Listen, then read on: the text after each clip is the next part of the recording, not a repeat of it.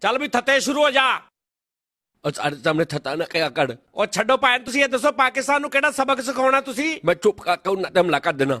General ਸਾਹਿਬ ਤੁਹਾਨੂੰ ਪਤਾ ਨਾ ਉਹ ਫੌਜ ਕਿਦਾਂ ਦੀ ਹੈ। ਮੈਨੂੰ ਪਤਾ ਸਾਰਿਆਂ ਨੇ ਮਾਰ ਜਾਣਾ। ਤੇ ਫੇਰ ਕਿਉਂ ਪੰਗਾ ਲੈਂਦੇ ਜੇ? ਉੱਤੋਂ ਆਰਡਰ ਆ ਗਏ। ਨਹੀਂ, ਹਮਲਾ ਤੁਸੀਂ ਕਿਸ ਟਾਈਮ ਕਰੋਗੇ ਮੈਨੂੰ ਇਹ ਜ਼ਰਾ ਦੱਸੋ। ਰਾਤ ਨੂੰ ਕਰਾਂਗੇ।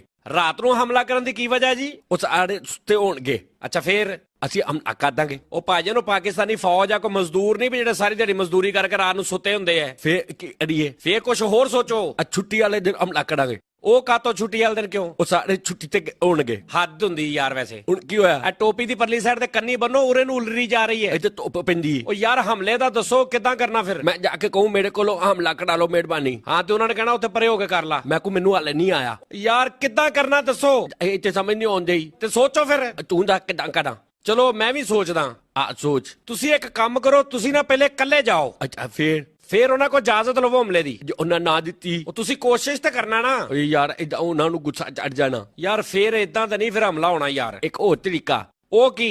ਐਟਮ ਬੰਬ ਮਾਰ ਦਿੰਦੇ ਆ। ਉਹ ਤੁਹਾਡੇ ਨਾਲੋਂ ਬਹੁਤਾ ਅੱਛਾ ਉਹਨਾਂ ਦੇ ਕੋਲ ਆ। ਚੱਲ ਫਿਰ ਰਹਿਣ ਦਿੰਦੇ ਆ। ਆਹੋ। ਇੱਕ ਹੋਰ ਤਰੀਕਾ ਹੈਗਾ। ਕੀ ਜੀ? ਉਹ ਵੀ ਦੱਸ ਲਓ। ਉਹਨਾਂ ਜੀ ਕੀ? ਇੱਟਾਂ ਮਾਰਾਂਗੇ ਜੁੜੋ ਖਲੋ ਕੇ। ਆ ਤੇ ਉਹ ਕੋ ਕੈਚ ਕਰੀ ਜਾਣਗੇ। ਯਾਰ ਵੇ ਤੂੰ ਕਿਸੇ ਪਾਸੇ ਆ ਤੇ ਸਹੀ। ਇਹ ਮੂੰਹ ਤੇ ਰੀਬਨ ਜਿਹਾ ਕਾਹਦਾ ਚੜਾਇਆ? ਵਰਦੀ ਆ। ਇਹ ਕਿਹੜੀ ਵਰਦੀ ਹੈ? ਕੀ ਆ ਤੈਨੂੰ? ਨਹੀਂ ਕਿ ਠੋਡੀ ਥੱਲੇ ਡਿੱਗ ਪੈਂਦੀ ਤੁਹਾਡੀ? ਇੱਕ ਹੋਰ ਤਰਕੀਬ ਆਈ ਆ।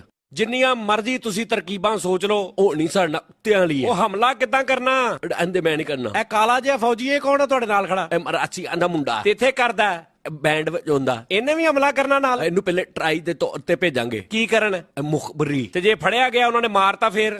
ਮਾਰਦੇ ਨੇ। ਮੇਰੇ ਕੋ ਏਦਾਂ ਦਾ ਇੱਕ ਹੋਰ ਵੀ ਹੈਗਾ ਵਾ। ਯਾਰ ਹੁਣ ਕੀ ਕਰਨਾ ਫਿਰ ਯਾਰ? ਕਰਨਾ ਕੱਖ ਵੀ ਨਹੀਂ। ਤੇ ਫੇਰ ਐਵੇਂ ਬਸ। ਤੁਹਾਨੂੰ ਪਤਾ ਨਾ ਪਾਕਿਸਤਾਨੀ ਫੌਜ ਦਾ?